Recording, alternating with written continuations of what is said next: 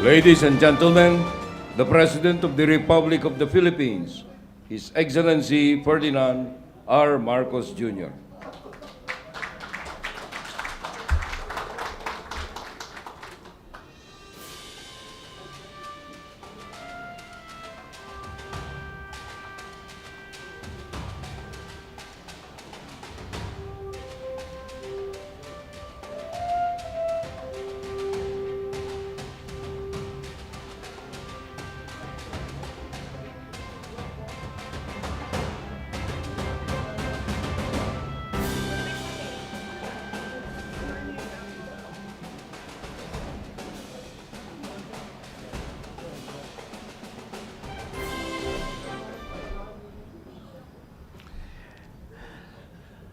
Good morning, everyone. Please take your seats. Vice President Inday Duterte, Speaker Martin Romualdez, members of the Cabinet here today, the AFP Chief of Staff is General Romy Browner, and the heads of the different services, the commanders of the different services, General Benji Acorda, fellow workers in government, good morning. I leave for Riyadh, Saudi Arabia today to attend the ASEAN Gulf Cooperation Council Summit. I will meet with ASEAN and Gulf Cooperation Council leaders to discuss the challenges of major geopolitical developments and the comprehensive and concrete enhancement of our security, our economic progress, and socio-cultural collaboration after more than 30 years of ASEAN-GCC relations. I would like to point out that this is a particularly important conference because this is the first interaction between ASEAN and the GCC, both of whom are very vibrant regions in terms of economic development for the globe. And that is why the Philippines needs to be part of that discussion. It gives us, the Philippines, a unique opportunity to advance our priorities in ASEAN under the ASEAN-GCC framework, while forging closer cooperation between the two dynamic regional organizations.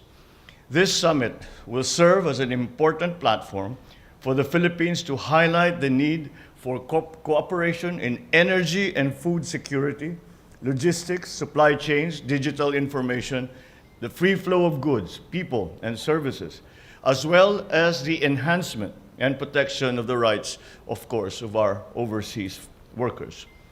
We will emphasize our advocacy for a rules-based international order to maintain peace and security, stability in our regions. GCC countries are home to an estimated 2.2 million Filipinos working in critical fields. I will be meeting with the Filipino community in Riyadh to share with them important developments here at home and to thank them for their invaluable contributions. We will see to it that our constructive engagement with ASEAN and our partners will continue to serve our national interest and the well-being of the Filipino people. Before I end, I would just like to make a comment because one of the important aspects of this trip will be for us to introduce the Maharlika Investment Fund to the rest of the world and certainly more specifically to the Middle Eastern countries. I was a bit alarmed by the news reports early this morning that I read in the newspapers that we have put the Maharlika Fund on hold. Quite the contrary. We are, the organization of the Maharlika Fund proceeds apace. And what I have done, though, is that we have found more improvements that we can make specifically to the organizational structure of the Maharlika Fund. The concept of the Maharlika Fund as a sovereign fund or an investment fund, the concept remains a good one. And we are still committed to having it operational before the end of the year. So we should not misinterpret what we have done as somehow a judgment on the rightness or wrongness of the Maharlika Fund.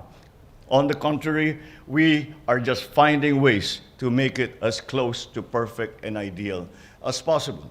And that was what we have done. And this has been in consultation not only with our economic managers, but also with the people, the personalities who will actually be involved in the fund.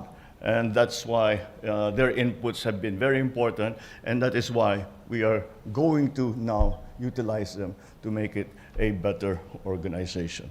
And with that in mind, we are encouraged by the reaction of our friends in the Middle East, and for that matter, around the world, to the fund. And we're very encouraged that we are going down the right path. Maraming salamat sa inyong lahat at magandang umaga po.